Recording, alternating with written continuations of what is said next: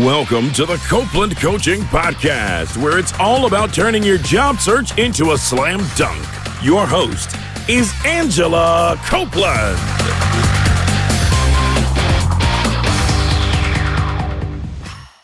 Welcome to the Copeland Coaching Podcast. I'm your host, Angela Copeland. This week, I'm in Dallas, Texas, and I'm here with Sarah Brown.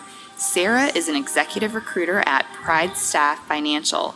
She recruits for accounting and finance positions in Texas and has previously worked in accounting and finance since graduating from Texas A&M. Sarah, thank you for joining me today. Thank you for having me. Well, it's been a while since I've seen you. I think a year, 2 years. Yeah, it's been a couple years, 3 years. Yes. So I'm really excited to sit down with you. I think I mentioned before we started, Dallas is a city that I'm encouraging a lot of my clients to consider, especially if they've run into struggles finding a job in the city where they live, because it seems like things here are really, really doing well. They are insane right now. The job market here is really, really good. It's a really good time to consider Dallas for sure. Oh, good. And the other thing I really love about Dallas is the cost of living is very reasonable. Absolutely. Compared to with the salaries, absolutely. Yeah. It's actually, I think, maybe 10% higher than in Memphis, which is where I live. And so it's a little higher, but Memphis is incredibly inexpensive. And so it's... Absolutely. It's great. Well, and the good thing of Dallas, too, is that you don't have to live in the city. There's so many ways to commute in that the suburbs have, they still have grass in them. There's still really beautiful places to live here, too, that still are a little more suburbs. So. Yeah, and I've been driving around all week, and the traffic has not actually been too bad, and the highways and things have been very accessible. So I've been very pleased with I'm glad it's been a good experience. It's wonderful. Well, so tell me, how long have you worked in recruiting? So I started in staffing in July of 2012. So this will be my 3rd year. Oh, wow. And what got you interested in getting into it? So working in accounting and finance for the first 10 years of my career, I was told very often that sales or something people-oriented may be something that I should consider. And when I was affected by a layoff in 2012, I decided it was time to reinvent myself and wanted to leverage what I had learned with accounting and finance. So I reached out to a staffing agency. I had used them for all of our staffing, the people that I was hiring, and they actually said that they would offer me an opportunity. Oh, no way. That's so great. Wonderful. It was a wonderful timing. It was wonderful opportunities. Oh, I think that's such a good example of you knew them in advance. It's not like you cold called on them. Absolutely. And it's also attests to how important those relationships are, even when you don't expect it whatsoever, that when you're in a layoff situation, you kind of start to consider all your options. And in that scenario, it worked out perfectly for me. Oh, that's so good. Yeah. Well, so how were you able to kind of convince them that you're coming from an accounting background and that you wanted to go into executive recruiting? How were you able to make that transition? Well, the one wonderful thing about a staffing firm is that they typically will focus on specific positions. And in this division, it's specifically accounting and finance. So it allowed me to really leverage experience that I had. So whenever I originally went to our owner, I explained that, of course, I can interview someone from accounting and finance. That's what I've been doing for our team for the last 10 years. But then also as well, I know what a company is going to be looking for in a really great candidate, and I'll know if they actually are qualified for the job. So it allowed me to be able to relate on both sides. So she was very open to listening to my pitch, which we all should have whenever we're in the job market, kind of explaining what's important to us and what we can actually bring to a client. And she absolutely said, yes, Sarah, I would love to give you an opportunity. And it's been 3 years. Oh, that's so great. I work with a lot of people who are trying to transition from one career to something completely different. And in your case, you have transitioned from one type of job to something completely different. Absolutely. But there's this theme between both, which is this financial theme. Right. And I think that's the advice that I typically will give my candidates. I meet a lot of people that decide it's time to try something new. They're not happy in their current role. It hasn't worked out the way that they wanted to, or they're just kind of living life in a way that they're just going to work and they're not excited about it. So they start to consider other options. And when they do that, my first question is, what do you really enjoy? What have you learned?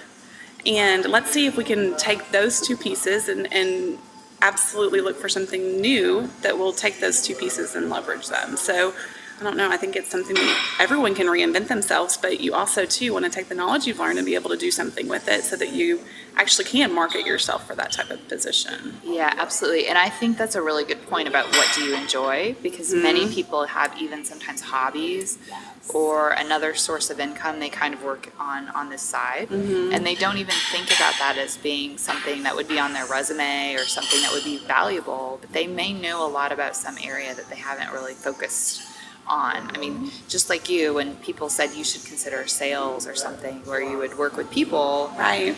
I mean, you probably hadn't really considered that until people told you. I mean, I don't know. I think that you don't ever really consider, when you're in accounting and finance or in any position and you're doing your job, you don't ever really think outside the box. But in this case, it was a perfect opportunity for me to be able to take that experience and still utilize it a little bit. And I also, too, I had a hard time thinking that I didn't really want to feel like I had wasted the first 10 years of my career. Yes. And so I wanted to be able to feel like, okay, so I can still use this a little bit. However, I can still translate it into something that's making a difference, which was really important to me in my next step. Right. You know, I think people don't realize sometimes when you transition into something that's completely different, you have to start over from scratch in a certain way.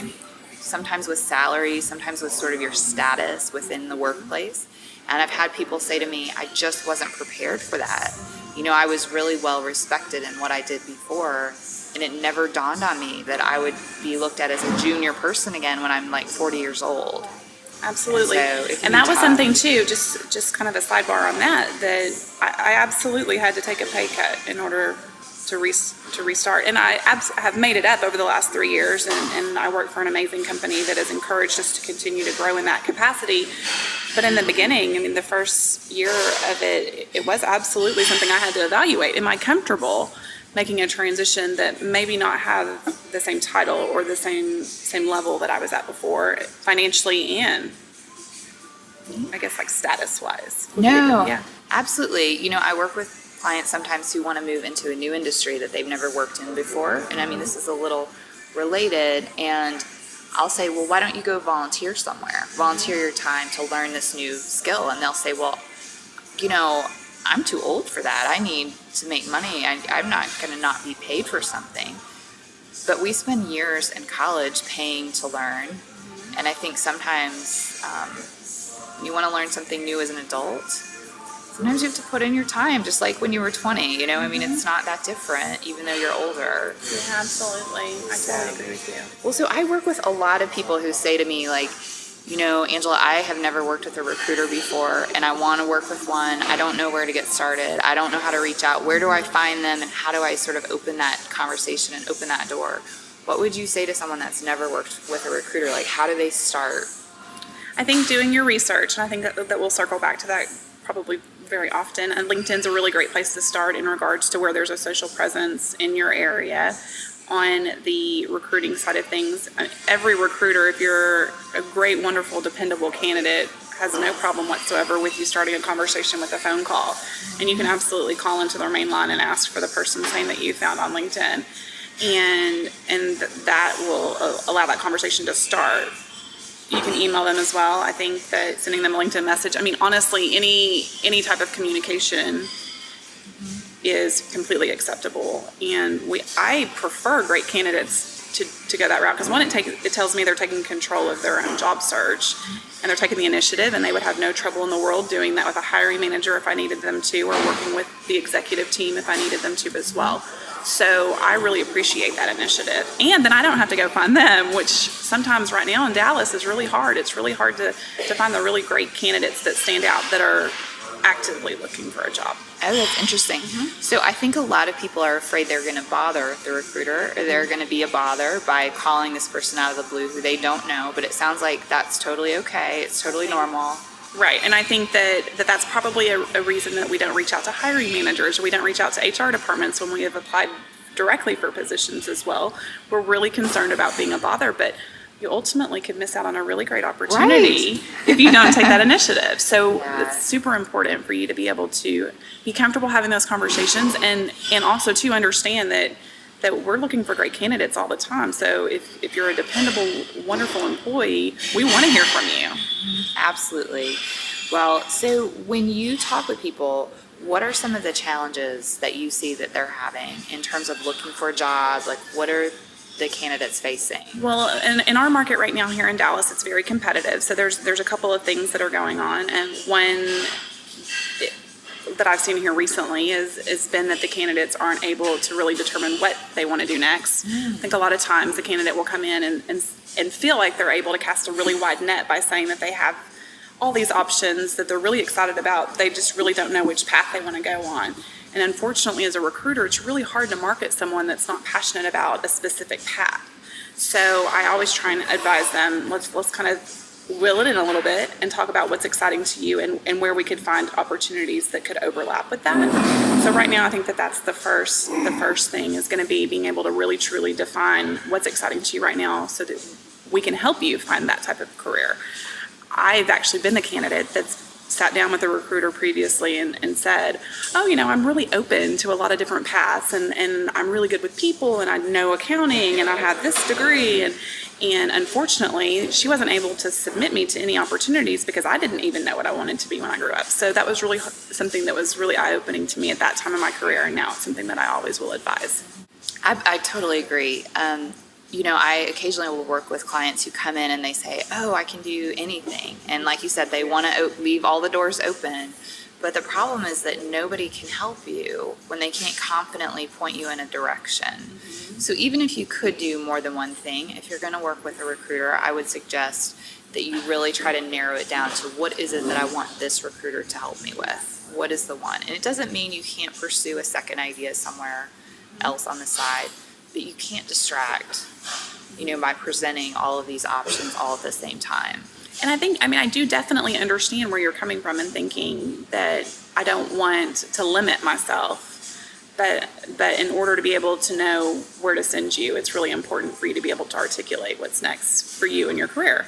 Right. And it may not be the same thing with every recruiter. It may be you want me to focus on accounting and finance. However, you've met with a healthcare recruiter that you really want them to kind of target that healthcare excitement that you have in another division of your life. So you can definitely change your mind, but when you're having those conversations, it's better to pinpoint really what you're excited about and what you're really hoping that individual will help you with. Right. And you also mentioned something I think that's interesting, which you said the recruiter could not submit you for the job. Mm-hmm. And I think people don't always realize that when they work with a recruiter, that recruiter is probably talking to more than one person. Mm-hmm. And you have to, as the recruiter, decide which of these candidates would be the best fit. And then you have to submit, I don't know how many you submit, like 2 or 3 or something. Yeah, anywhere between 2 and 5, depending on the client. But it has to be you're absolutely right. It needs to be a great match for the client and the candidate. And so that's both sides of the picture. I think that's a question that comes up very often with a client is, are you working for me or are you working for your candidate? And the candidate wants to know, are you working for me or are you working for your client? Well, and our whole goal is to be able to match the two. Right. We want a culture fit. We want to be able to fit with the management style. We want to make sure that the candidate is really excited about the job and that they want to grow into that industry. And so in order to do that, we have to know what the candidate's excited about and what they're really wanting to do next. That's funny. So I often compare job seeking to dating, that it's almost like you're working with a matchmaker. They're not necessarily representing one side or the other. Mm-hmm. You want it to be a mutually beneficial fit, or neither side is going to be happy with you. It's a perfect way to explain it.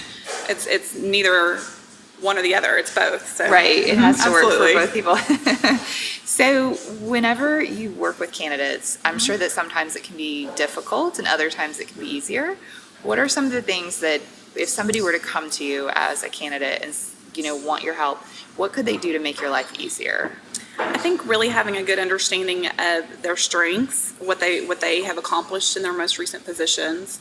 In the scenario that you brought up earlier about wanting to reinvent yourself, what exactly are you wanting to do in your next phase? What have you done historically that allows you to be qualified? Or what are you doing right now in order to make sure that you're qualified? Because I do think that it's an interesting thought that whenever you have left one career and you transition to another, you can get those certifications. You can start to do adult continuing education courses in order to make yourself qualified for something you've never done before. So in order to be able to kind of market yourself to the next opportunity, having a clear picture on that. I also find that candidates sometimes will struggle with what types of industry they're real excited about. You know, sometimes in accounting and finance, everyone has an accounting department. So they'll say, oh, I'm open to industry.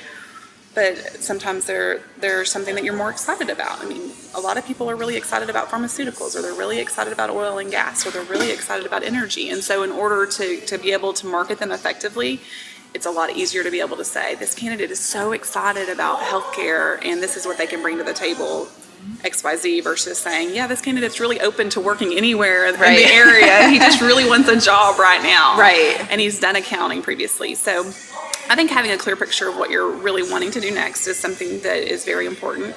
And then also to understanding that sometimes in the market we're in right now, that you have to be a little bit flexible. You mentioned something to me earlier about sometimes you have to tweak your requirements, especially when you're reinventing yourself. The financial strategy that you originally had as a controller or CFO may be different if you're going to go into a different path. Yeah, absolutely. So just having a clear picture of really where they want to go next allows a recruiter to be able to really assist them with their search. Yeah. And understanding that just because they may not have an opportunity today when you meet with them, which I think is a huge, huge misconception that a lot of people really get frustrated with recruiters about. And I understand it because I used to be the candidate on the other side of the table, is when you meet with a recruiter and they say at the end of the appointment, well, I don't really have anything that's a great fit for you. I always took that as, well, then why did you bring me in? I mean, why did you waste my time? I feel like, I really could have been using my time for something else. Now that I'm in the seat, I understand it completely. The way the market is right now, in 5 minutes, there could be another opportunity that comes in our door.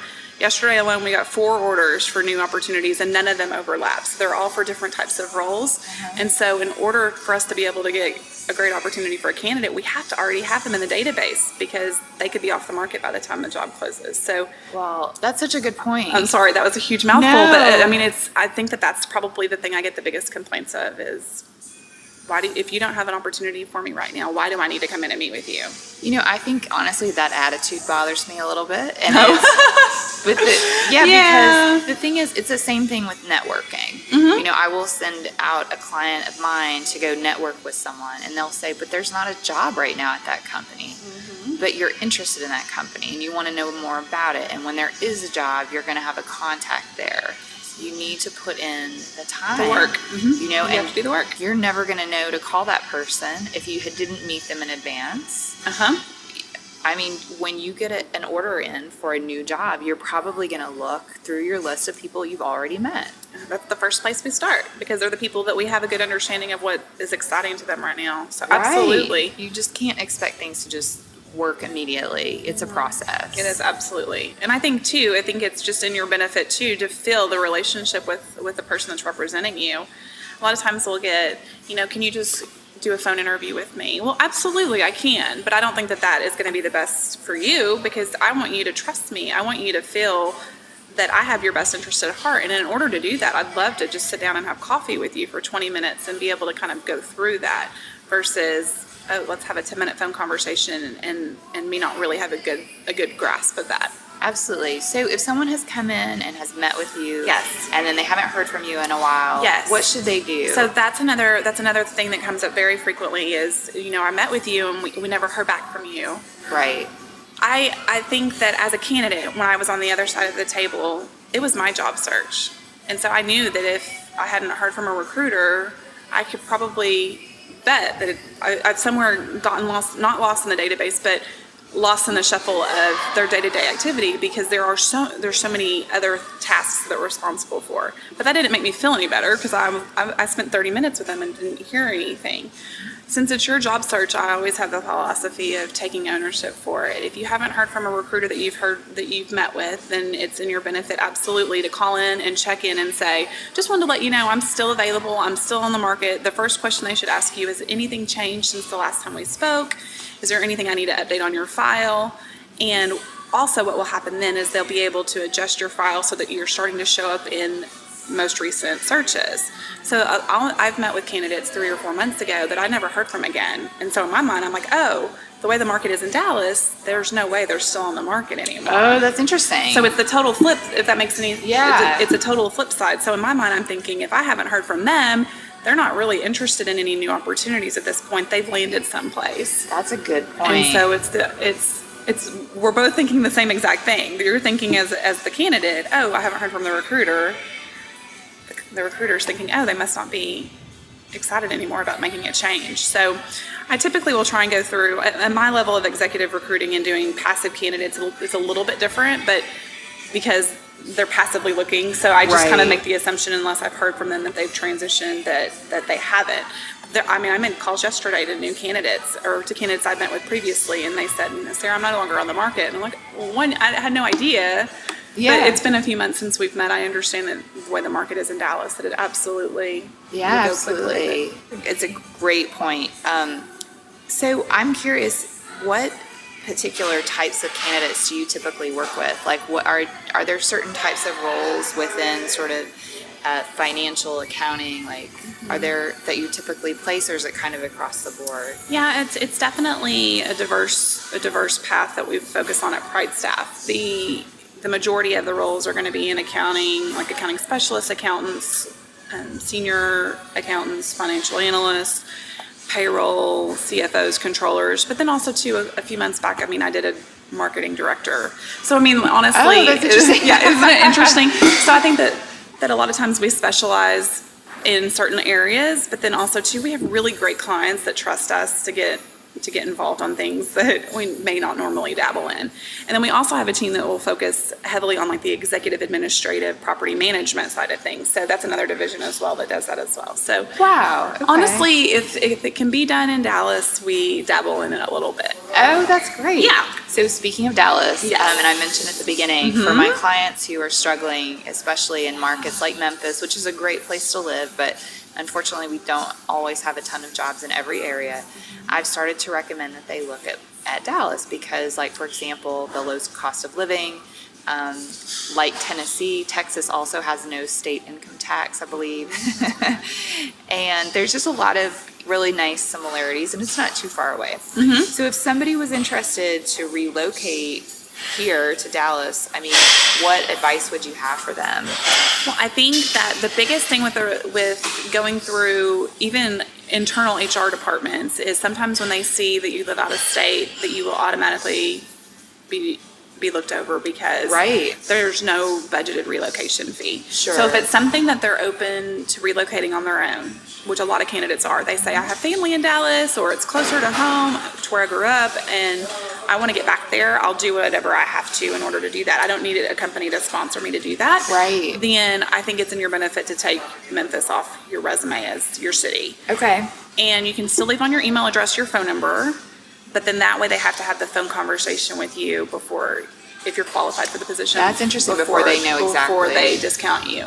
Because a lot of times, and we do it as well, if we have an out-of-state candidate, there's no budgeted relocation fee, then we typically would assume that we would have to go through great lengths in order to get them to relocate. And that's not always budgeted by the company that we're working with. So typically, I would say if they're open to relocating on their own and they don't require any sort of relocation support from the client that they're interviewing with, then just leave their email and their phone number on there so that their skill set speaks for themselves. And then they can explain on the phone interview, whenever they have that initial contact, that I'm relocating, I'm real excited about it, I'll do whatever I need to in order to get there on my own.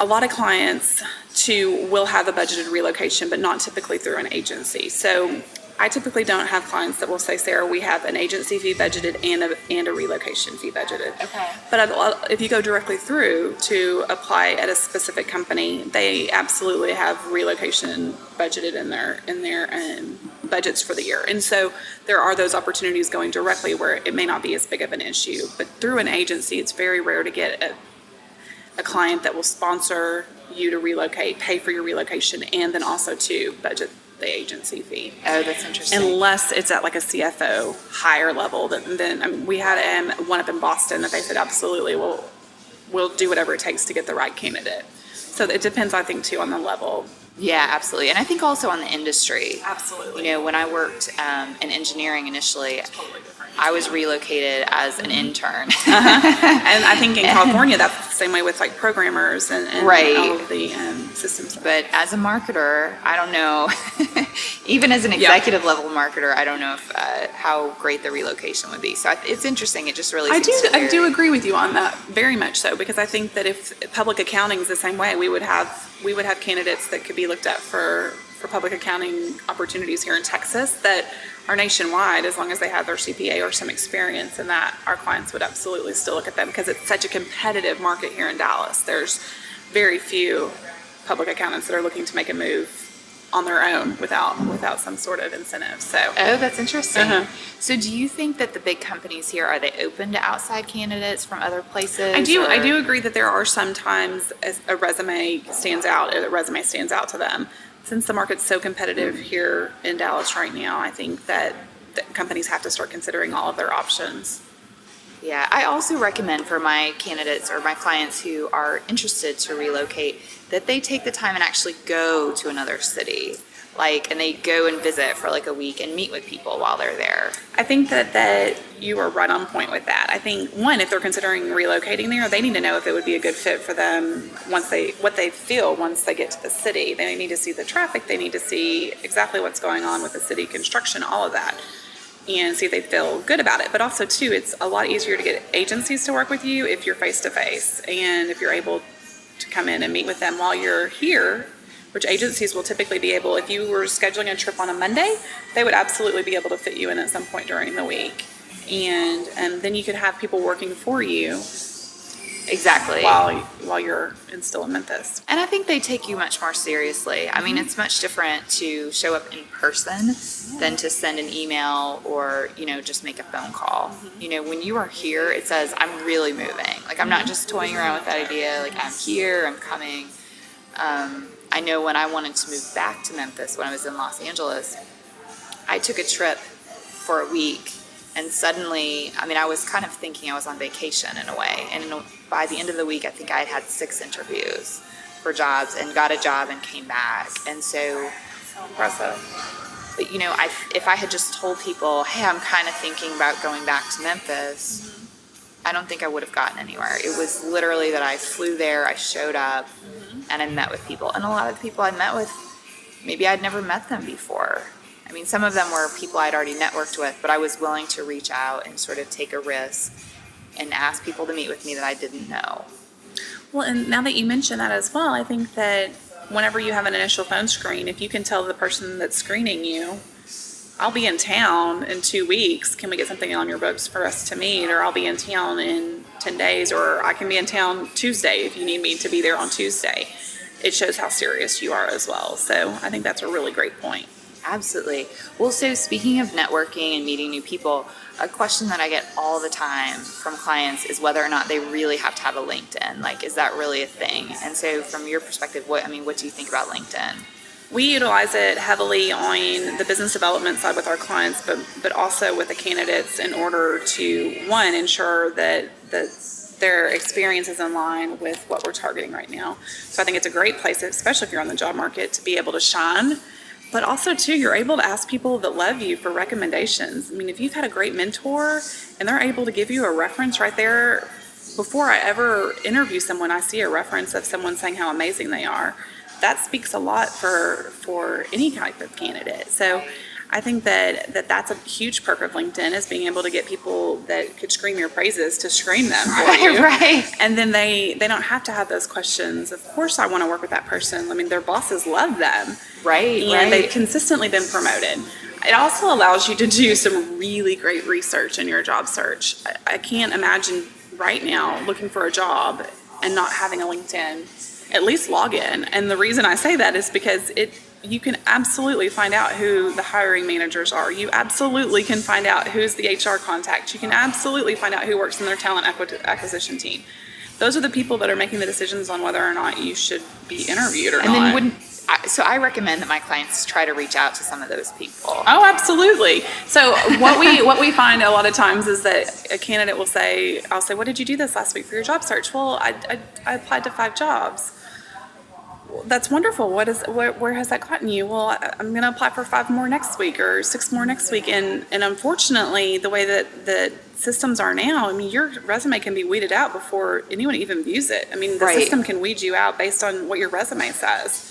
So if you're not following up with a hiring manager or someone that's a contact in their HR department, that may not be the decision maker on that specific role, but it at least gives you some sort of I'm taking the initiative in order to find out more. I'm really excited about this job. I just applied. Do you have any advice on who I should reach out to? Seeing if there's anyone there that you have connections with, asking them for help, any of those wonderful things. Then one, you're taking control of your job search without having just to rely on the fact that a system might allow your resume to be viewed by a recruiter.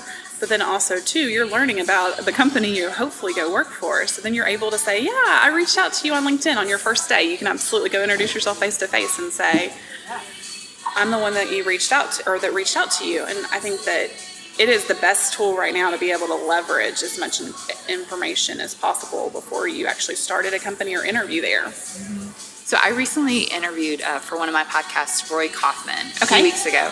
And he said during the podcast some advice that his wife had given him about LinkedIn and everything. And she said something like, Roy, nobody has ever not been hired for a job because they were too excited, you know, or like showed too much initiative. Too much, yeah, too eager, right? Right. And absolutely. She was like, go out there and do it. Because a lot of people that I work with, they feel like it would be disrespectful. It's crossing some kind of boundary to contact someone that you don't know. And, you know, if you can get a connection to introduce you, like if you can get a warm introduction, that's great. I would rather try to reach out to someone I don't know and not get the job than just be someone that they don't even know I exist because my resume has not gotten through their system. Absolutely. You know? I think it will continue to go back to that, taking ownership. I mean, you want to feel at the end of the day that you did everything possible to find the next amazing opportunity, and feeling like you're not utilizing a great tool that's free, that you're able to go out and utilize those specific things, I think is very unfortunate. So I think it's definitely something everyone should have. And I think it's important to have your picture up. I think I know that that's something that comes up as well. Should I really have a LinkedIn picture?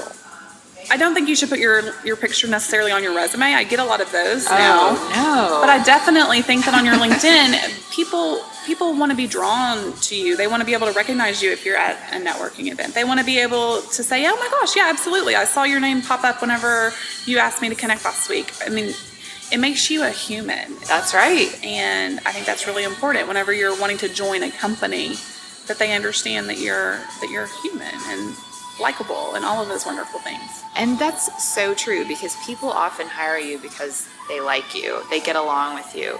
It's not always because you're the smartest, because they don't know if you're the smartest by looking at your resume.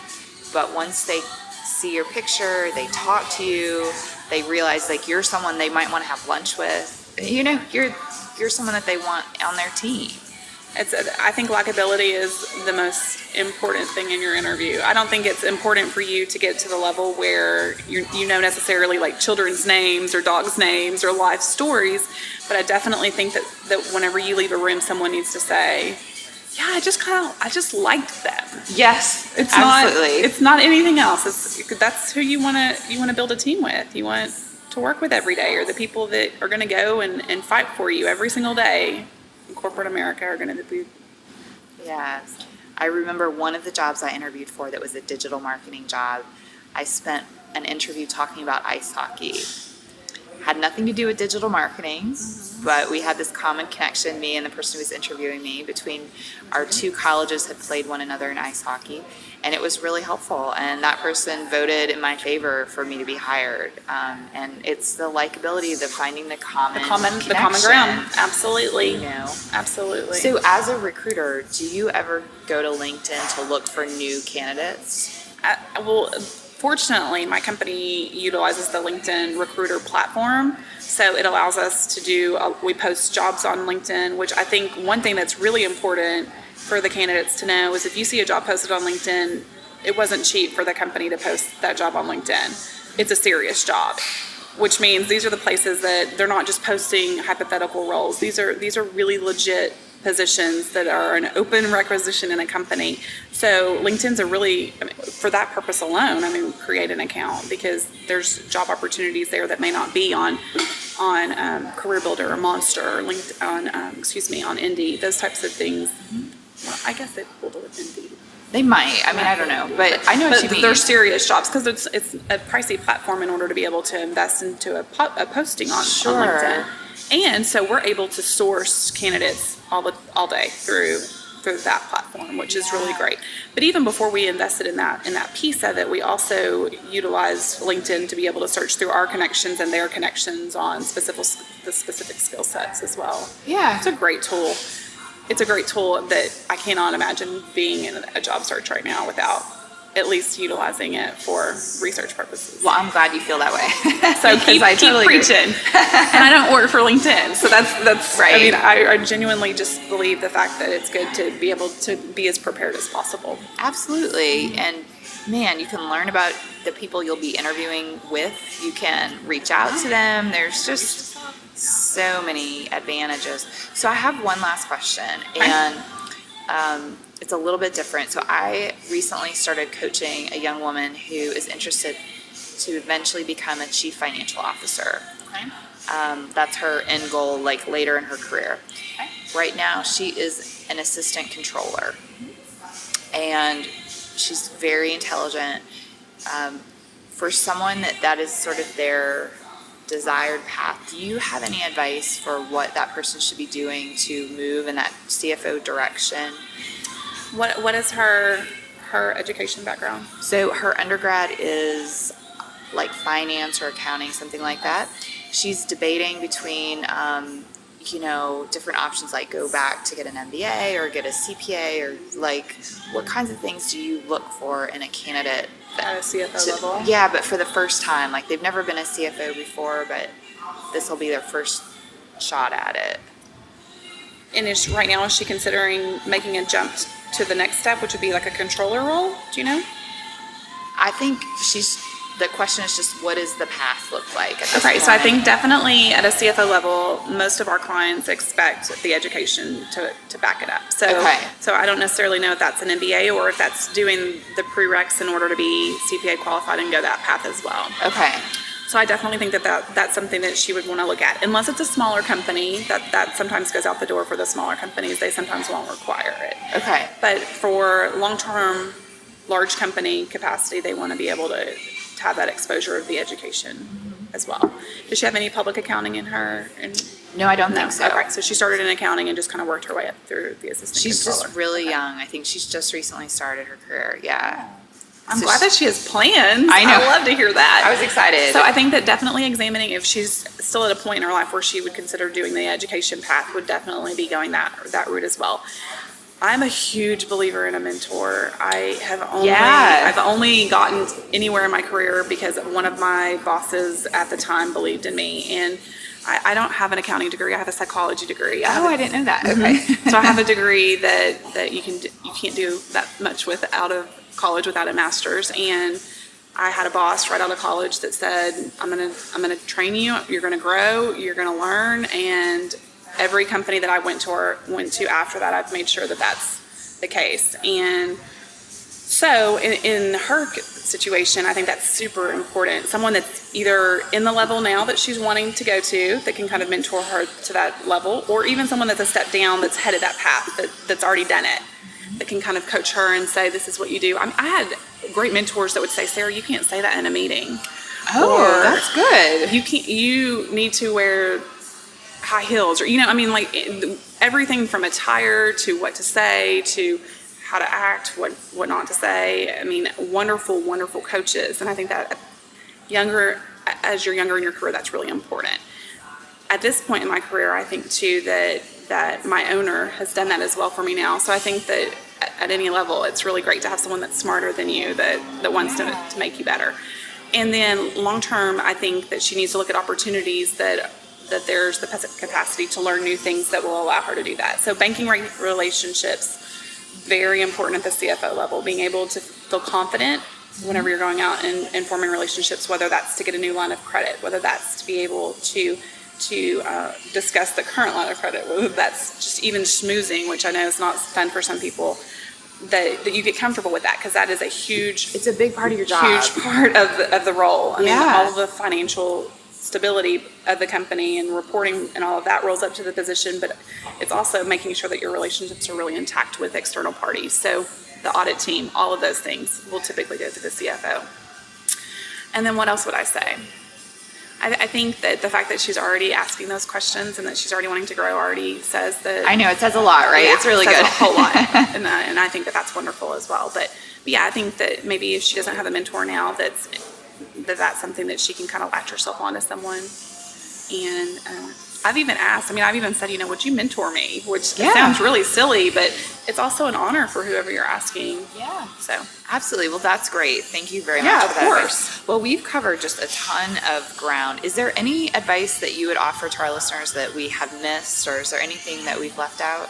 I think that being a candidate on the other side of the table, I want, to encourage them to stay focused and also to understand that sometimes the frustrations will lead to the most beautiful thing, and that just because a certain position doesn't work out or a certain interview doesn't go the way you had planned, it doesn't mean that the one that's next isn't going to be the most amazing opportunity for you.